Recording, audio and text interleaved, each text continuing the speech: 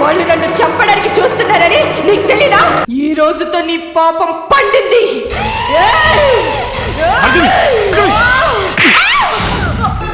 ఇలా కట్టలేదని వీళ్ళందరూ కలిసి నన్ను చంపాలని చూస్తున్నారు. ఇందుకోసమేనా ప్రేమ పేరు చెప్పి గుళ్ళో పెళ్లి చేసుకున్నావు? పెళ్ళై ఇన్ని రోజులైనా కనీసం భర్తతో కాపురం చేశారు కదా. అసలు విషయం ఏంటంటే మా మీద పగ తీర్చుకోవడానికి నువ్వే మీ భార్గవిని నాటకం ఆడమని పంపించావు. నీ మీద పగ తీర్చుకోవటానికి నా కూతుర్ని పణంగా పెట్టాల్సిన అవసరం నాకు లేదు. అయినా నిన్ను నాశనం చేయటానికి నాకెంత టైం పడుతుందిరా? రాజేంద్ర, ఇంకొక మాట ఎక్కువ మాట్లాడితే మీకే కాదు మీ అమ్మాయికి కూడా ఈ ఇంట్లో నిలబడే స్థానం ఉండదు. Mind you. నువ్వు ఎలాంటి వాడివో ప్రత్యక్షంగా చూశాక కూడా ఇంకా మా అమ్మాయిని ఇంట్లో ఉంచేళ్తానని ఎలా అనుకున్నావురా? ఛీ, నీలాంటి వాడు భర్తగా ఉన్నా ఒకటే, లేకపోయినా ఒకటే. నా బిడ్డ నాకేం బరువు కాదు, నాతో పాటే తీసుకువెళ్తాను. పదమ్మా.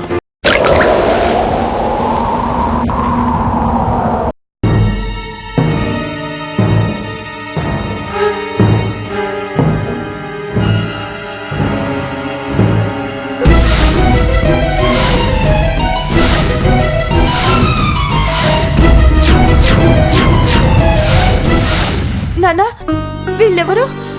చూస్తే దొంగల్లో ఉన్నారు. ఇంట్లో అవన్నీ ఎత్తుకుపోతారు. పంపించి. పదమ్మా, రామ్మా, పద.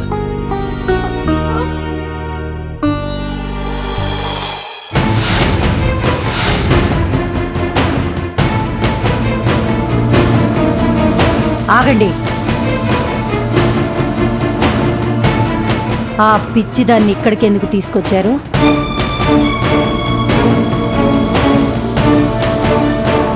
రామ్మా, పదమ్మా.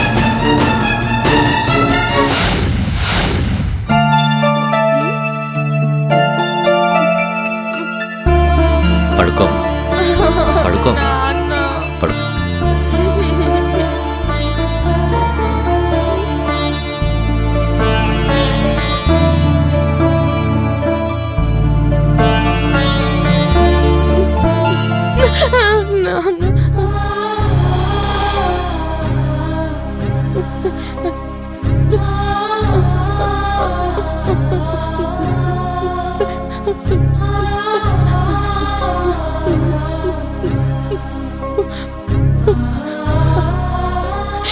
నాకు భయం వేస్తుంది.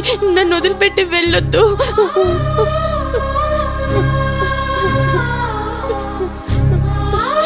నేనెక్కడికి వెళ్ళటం లేదమ్మా, నీ దగ్గరే ఉంటాను. నీ దరుపమ్మా, నీ దరుపమ్మా. నేనుంటానుగా, నీ దరుపు.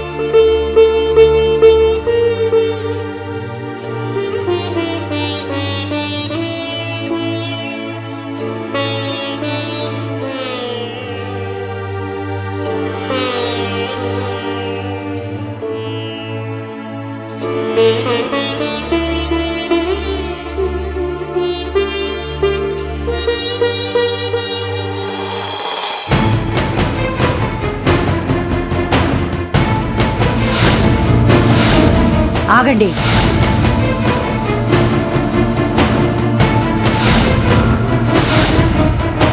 ఏంటి ఇందాకటి నుంచి గొంతు చించుకొని అరుస్తున్నాను, పడ్డనట్టే వెళ్ళిపోతున్నారు?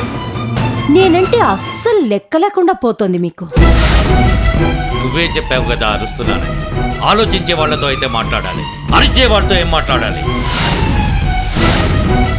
ఆహా, ఈ మధ్య మీకు మాటలు బాగా ఎక్కువయ్యాయి. నేనంటే కొంచెం కూడా భయం లేకుండా పోతుంది. ఇంత ధైర్యం మీకెక్కడి నుంచి వస్తుందో? సరే, మన మ్యాటర్ తర్వాత మాట్లాడుకుందాం. ముందు ఆ పిచ్చిదాన్ని ఇక్కడికి ఎందుకు తీసుకొచ్చారో అది చెప్పండి. మనల్ని అందరినీ కాదని లేచిపోయి ఎవరినో పెళ్లి చేసుకున్న దాన్ని ఇక్కడికి తీసుకురావటానికి మీకు కొంచెం కూడా సిగ్గులేదా? నేను తీసుకురాలేదు, మీరే తీసుకొచ్చేలా చేశారు. నాకిష్టం లేకుండా పెళ్లి చేసుకున్నా నచ్చిన వాడిని పెళ్లి చేసుకుని సంతోషంగా కాపురం చేస్తుందని చాలా సంతోషించాను. కానీ మీకే కడుపు మంట చల్లారక దాన్ని నా పరిస్థితికి తీసుకొచ్చాను. అనవసరంగా మమ్మల్ని అంటారేంటి డాడీ? దానికి పిచ్చకడానికి మాకు సంబంధం ఏంటి?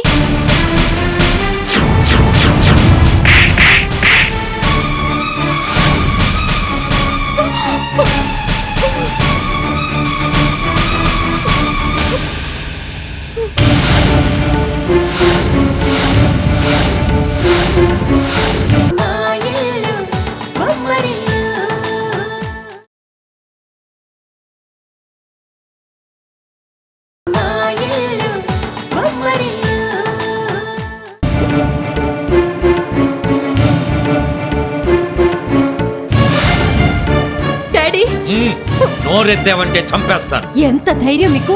నా కళ్ళెదురుగా నా కూతుర్ని కొడతారా? ఎక్కువగా మాట్లాడితే నిన్ను కొడతాను. భార్గవి ఈ రోజు ఇలా మారటానికి మీరు కారణం కాదా?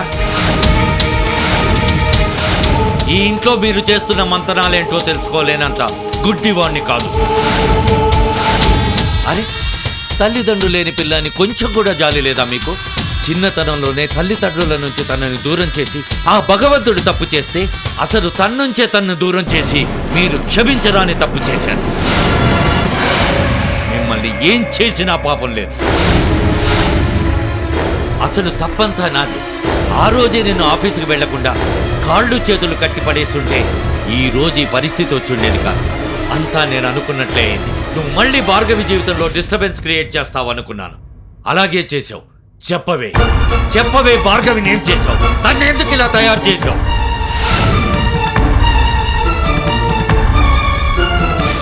పిచ్చి దానికి కాదయ్యా, నీకెక్కింది. కన్న కూతురికి పరాయి దానికి తేడా తెలియడం లేదు. దానికి పిచ్చెక్కితే మమ్మల్ని నిలదీస్తావేంటి? ఓహో, దాన్ని నేరుగా ఇంట్లో తీసుకొచ్చి పెడితే కుదరదని రివర్స్ డ్రామా ఆడుతున్నావా? మీరెన్ని ట్రిక్స్ ప్లే చేసినా ఆ పిచ్చి దాన్ని ఇంట్లో పెడతానంటే మాత్రం నేను ఒప్పుకోను. వెంటనే ముందు దాన్ని బయటికి పంపించండి.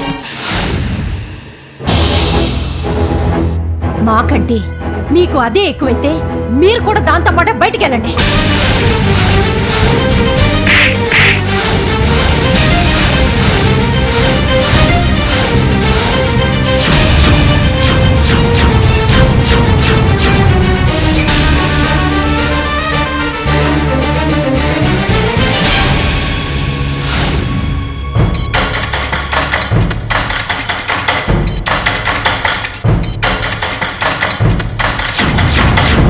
ఎంత ధైర్యం నీకు? నా ఇంట్లోనే ఉండి నా ఆస్తితో వ్యాపారం చేసి 4 కార్లలో తిరిగే సరికల్లా కళ్ళు నెత్తికెక్కాయా నీకు? ఎవరికి కావాలి నీ ఆస్తి? పట్టుకుపోవే. నీ సోకులకి నీకున్న పొగరికి అలాంటి వాడు కాకుండా తాగి తన్ననాలాడేవాడే దొరుకుంటే నువ్వు తెచ్చిన ఆస్తి ఏ రోజు హారతి కర్పూరంలా కరిగిపోయి ఉండేది. పెళ్ళైన 25 ఏళ్లకి ఇప్పుడు నువ్వు తెచ్చిన ఆస్తి గురించి మాట్లాడుతున్నావా? అసలు నువ్వు తెచ్చిందెంత? ఇప్పుడు మనకున్నదెంత? అంతా నా తెలివితేటలతో నేను డెవలప్ చేశాను. ఇన్నాళ్ళు నువ్వేం చేసినా ఎదురు చెప్పకుండా మౌనంగా ఉంటే నీకు భయపడి చేతకాని వాళ్ళ పడున్నాననుకున్నావేమో. చేతకాంతనానికి మంచితనానికి తేడా తెలుసుకోకుండా నాలో మంచితనాన్ని దూరం చేశావు. మృగాన్ని బయటకు తీశావు. చంపేస్తాను, ఇద్దరిని చంపేస్తాను. భార్గవి ఇక్కడే ఉంటుంది.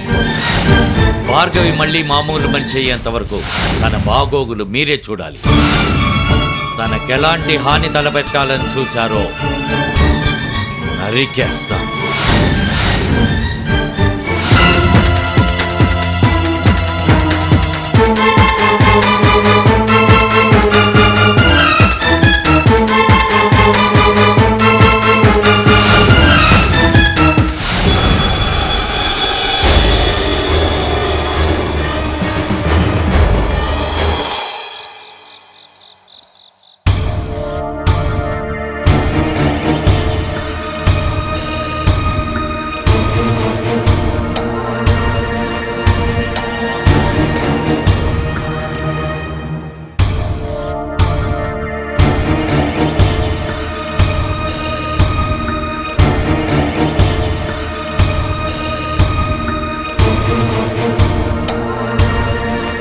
ఆగండి.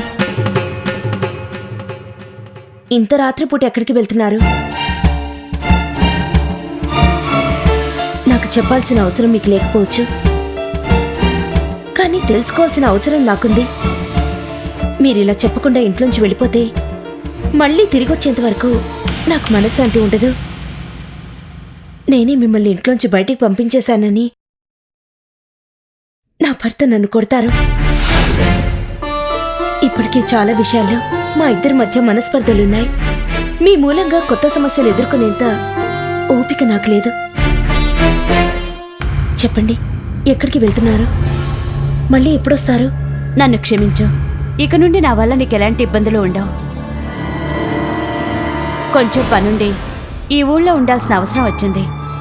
ఎక్కడుండాలని ఆలోచిస్తుంటే మీ ఆయన తగిలాడు. ఇంతకంటే వేరే సేఫ్ ప్లేస్ నాకెక్కడా కనిపించలేదు. అందుకే నా పని పూర్తయ్యేంతవరకు ఇక్కడున్నాను. నా పని పూర్తయిపోయింది, వెళ్ళిపోతున్నాను. ఇంతకీ మీరే పని మీద వచ్చారో తెలుసుకోవచ్చా? ఇప్పుడు ఆ విషయం అడగొద్దు. నువ్వు అడిగినా నేను చెప్పలేను. మళ్ళీ మనిద్దరం కనుక కలుసుకునే అవకాశం వస్తే అప్పుడు తప్పకుండా చెప్తాను.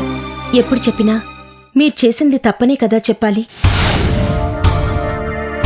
ఒక ఆడది ఇలా అర్ధరాత్రి పూట రహస్యంగా తిరుగుతూ ఎవరికీ చెప్పుకోలేని పనులు చేస్తోందంటే తప్పకుండా అవి తప్పుడు పనులే అయ్యుంటాయి. మీరెందుకు చేస్తున్నారో చెప్పొద్దు, ఏం చేస్తున్నారో కూడా చెప్పొద్దు.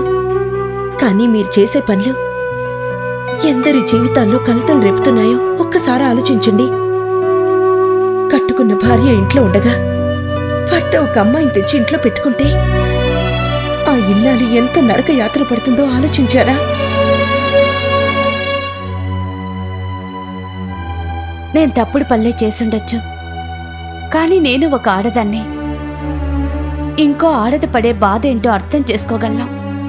నిజంగా చెప్తున్నాను, నేను ఈ కాపురాన్ని లాక్కోడానికో పాడు చేయడానికో రాలేదు. మీకు ఆ ఉద్దేశం లేదని నాకు తెలుసు. మిమ్మల్ని, మీ వెనుకున్న డబ్బుని చూశాక మా ఆయనకి వేరే ఉద్దేశం కలిగింది.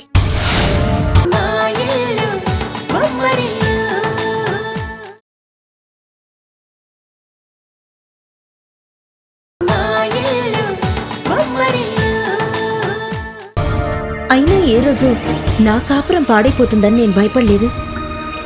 మా ఆయనకున్న డబ్బు పిచ్చి గురించి నా భయమంతా. డబ్బు కోసం ఆశపడి మీరు చేసే తప్పు పనుల్లో ఆయన పాలు పంచుకున్నారు. దానివల్ల ఆయనకి ఏదైనా ప్రమాదం వస్తుందేమోనని నా భయం. నువ్వు అలాంటి భయాలేం పెట్టుకోనవసరం లేదు. మీ ఆయనకి ఎలాంటి ప్రమాదమూ రాదు, నేను హామీ ఇస్తున్నాను. చివరిగా ఒక్క విషయం నేను మీతో చెప్పొచ్చో లేదో కూడా నాకు తెలీదు, కానీ ఎందుకో చెప్పాలనిపించి చెప్తున్నాను. మీరు చేస్తున్నది తప్పనిపించినప్పుడు ఎందుకు చేయడం? ఒక ఆడది బ్రతకాలంటే ఇన్ని తప్పులు చేయాలా? అవసరం లేదు, కానీ నా పరిస్థితి వేరు. మనకి నీళ్లంటే భయం ఉన్నప్పుడు ఒడ్డు మీద ఉన్నప్పుడైనా ఆలోచించాలి, లేదా మోకాళ్ళలోతుకి దిగినప్పుడైనా ఆలోచించాలి. కానీ పీకల్లోతుకి మునిగిపోయిన తర్వాత ఆలోచించకూడదు.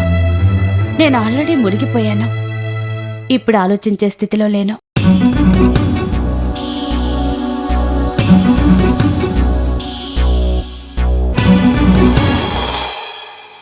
గాయత్రి, బిడ్డ జాగ్రత్త. నీ భర్త ఎంతకైనా తెగిస్తాడు. అతని వల్ల ఎప్పటికైనా నీ బిడ్డకు ప్రమాదమే. వీలైతే కొన్నాళ్ళు నీ పుట్టింటికి వెళ్ళు. కొన్నాళ్ళ తర్వాత అంతా సర్దుకుంటుంది. నువ్వు సుఖంగా ఉండాలి, ఇదే నా కోరిక. వెళ్ళొస్తాను, జాగ్రత్త.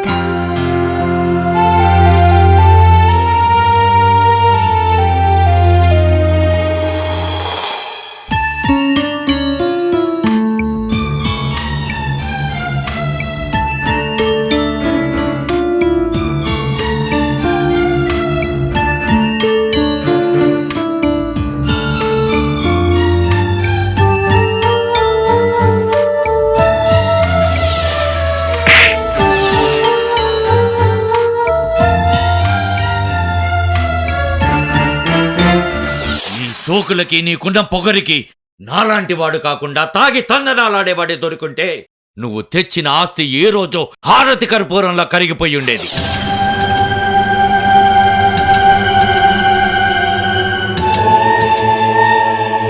చేతకాంతనానికి మంచితనానికి తేడా తెలుసుకోకుండా నాలో మంచితనాన్ని దూరం చేశావు, మృగాన్ని బయటకు తీసావు. చంపేస్తాను, ఇద్దరిని చంపేస్తాను.